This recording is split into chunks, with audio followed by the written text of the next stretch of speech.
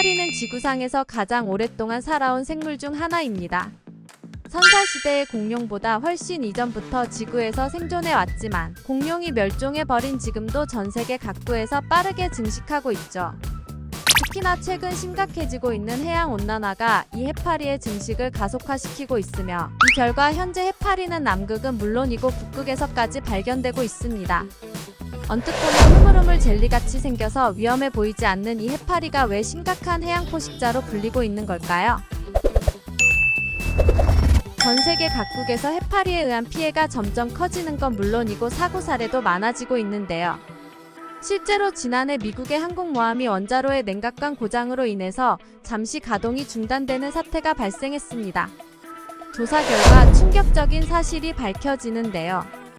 해파리떼의 공격으로 냉각관이 손상된 것이 원인으로 판명되었던 것이죠. 물고기 양식장도 해파리의 공격을 피해 갈 수는 없었습니다. 독성이 강한 열대 해파리의 번식이 전 세계 바다로 확대되고 있으며 이 해파리의 공격으로 매년 수십만 마리의 양식어류들이 괴멸하고 있습니다. 가장 심각한 산업 피해는 발전소에서 발생하고 있는데요. 동력기에 해파리가 끼어서 기계를 망가뜨리는 등의 문제를 일으키고 있습니다. 실제로 이러한 사고는 미국이나 중국, 필리핀 등 다양한 나라에서 보고되고 있습니다. 해파리에 의한 가장 큰 피해를 입고 있는 나라인 일본에서는 해파리를 지진만큼이나 위험한 생물로 분류하고 있습니다. 특히 일본 열도 전체에서 서식하는 노무라이깃 해파리의 경우 몸 길이가 2m에 달하며 그 몸무게는 200kg가 넘는 해파리 중 가장 큰 덩치를 가졌습니다. 이 해파리는 거대한 덩치에 4,000개가 넘는 촉수를 가지고 있고 이 무시무시한 촉수에 신체가 접촉되기라도 한다면 50여 종의 다양한 독이 신체로 유입되어 생명의 위험을 가하기도 합니다. 해파리는 어업에도 큰 피해를 주고 있는데요. 노무라이깃 해파리를 제거하려다가 보트가 전복되는 사고가 발생하기도 했습니다.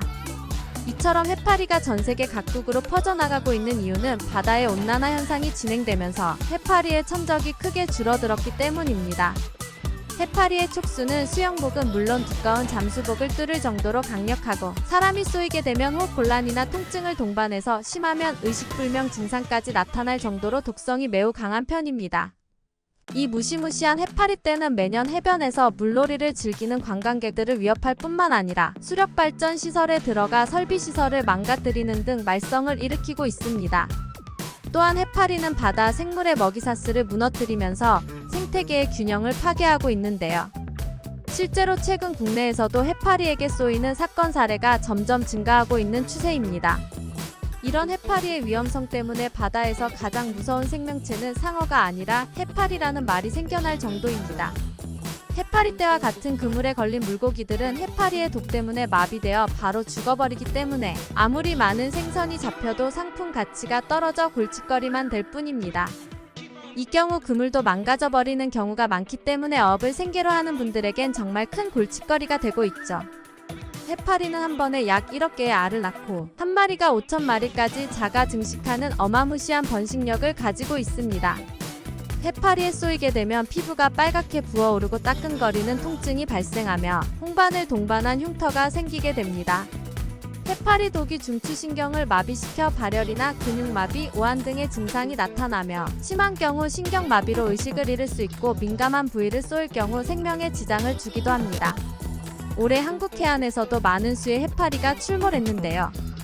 일부 지역에서는 많은 해파리들이 출몰해 관광객들을 위협했고 일부 관광객들은 해파리를 피해 미리 정해뒀던 일정을 포기하고 다른 관광지로 발길을 옮기기도 했습니다. 해마다 해파리로 인한 피해가 보고되긴 했지만 올해 유난히 피해가 컸던 일본의 경우 해안의 기후변화로 인해 수온이 상승하면서 해파리떼가 번식하기 이상적인 조건이 되었기 때문인데요. 바닷물이 따뜻해질수록 해파리의 개체수도 늘어나게 됩니다. 이러한 사고를 예방하기 위해서 해외 여러 나라에서 많은 돈을 투자하고 있습니다. 바다에 해파리를 차단하는 차단막을 설치하는 경우도 있습니다. 일본 수상 당국 또한 많은 돈을 들여서 다각적인 대책을 마련하고 있는데요. 엄한 끝에 날카로운 철선을 달아 바닷속에서 해파리를 훑고 지나가는 방법도 시도하고 있습니다. 심지어는 해파리에 센서를 부착하고 위성으로 위치를 추적해서 포획하는 영화를 방불케 하는 방법까지 동원되고 있습니다. 하지만 덩치가 큰 종의 해파리의 경우 사람이 직접 포획해서 제거해야 하기 때문에 이 과정에서 해파리에 쏘이는 사고도 늘어나고 있습니다. 어망의 철선을 통해 해파리를 제거한다고 해도 절단된 해파리의 조각들이 해변으로 떠밀려와 남은 촉수가 사람들에게 피해를 입히기도 했습니다. 이런 차단망이 별 효과를 발휘하지 못하자 해파리 퇴치 로봇까지 등장하게 되는데요. 해파리 자동 퇴치 로봇은 초음파 감지기가 설치된 스마트 부표가 해파리 떼를 감지하게 되면 로봇이 수면 아래에 있는 스크류로 해파리를 갈아서 분쇄해버리는 원리입니다. 하지만 스크류의 지름이 작기 때문에 수심 깊이 있는 해파리의 경우 퇴치하기가 쉽지 않습니다. 또한 파도에도 취약하기 때문에 여울이 큰 경우 멀리 떠내려가 버리거나 망가지기도 쉬운 단점이 있습니다. 최근 이렇게 무시무시한 해파리들이 우리나라에서 발견되는 빈도가 커지고 있는데요. 남해안의 경우 엄청난 개체수의 해파리떼가 나타나서 어민들의 어업을 방해해서 대규모 퇴치 활동에 나설 정도라고 합니다. 개체수가 너무 많다 보니 남해안의 어촌에서는 동해안의 어촌으로 도움을 요청하기도 했는데요. 동해안의 경우 다른 해안보다 해파리의 개체수가 눈에 띄게 적기 때문입니다. 몇 년 전 동해안의 어촌 마을에서 어업을 하던 어부는 놀라운 것을 발견하게 됩니다. 그물에는 일본에서 건너온 엄청난 크기의 노무라이끼 해파리가 걸렸는데 다른 어종들은 해파리의 촉수에 접촉해 모두 죽거나 마비되었지만 국산 토종 물고기 말쥐치는 오히려 해파리의 갓을 물어뜯고 있는 채로 잡힌 것입니다. 실제로 쥐치는 해파리의 천적으로 알려져 있습니다. 말쥐치는 상어처럼 단단한 껍질과 납작하면서 딱딱하고 식용을 할 만한 살이 별로 없어서 홀대받고 있던 어종이었습니다. 실제로 그물에 걸린다 하더라도 버려지던 물고기였기 때문에 다행히도 그 개체수가 많았는데요. 말쥐치는 입이 매우 작고 윗턱에는 5개의 작고 아주 날카로운 가시가 있으며 아래턱에는 모든 이빨들이 부채 모양으로 발달되어 있습니다. 이러한 특성 덕분에 해파리에 직접 접촉하지 않고도 새처럼 쪼아서 공격할 수 있던 것이었습니다. 또한 쥐치는 무엇이든 뜯어먹기를 좋아하는 습성을 가지고 있어서 해파리 또한 맛있게 쪼아 먹는 것으로 알려져 있습니다. 때문에 그물 안에 갇히 있던 말쥐치는 거대한 해파리에 기죽지 않고 반대로 뜯어먹고 있던 것이었습니다. 이를 신기하게 여긴 어부는 수조에 해파리와 말쥐치를 함께 넣는 실험을 진행했는데요. 놀랍게도 말쥐치는 밤새도록 해파리를 맹렬히 공격했고 아침이 될 쯤엔 수조 속 해파리는 온데간데 없고 부유물만 둥둥 떠다닐 뿐이었습니다. 이렇게 말쥐치가 해파리의 천적 역할을 하고 개체수를 줄여줄 것이라 확신을 하고 국내에서는 말쥐치 치어를 방류해 해파리의 퇴치를 계획합니다. 각 시도의 어부들은 물론 수산업협동단체 등이 공동 참여해서 매년 수억 마리의 말쥐치 치어와 수정란을 방류하고 말쥐치가 서식하기 좋은 환경 조성을 위해 감태나 모자반 등을 이식한 인공어초를 설치하기에 이릅니다. 그 결과 골칫덩어리였던 해파리는 점점 사라져갔고 그동안 홀대받던 말쥐치가 해파리 퇴치의 주역으로 떠오르게 됩니다.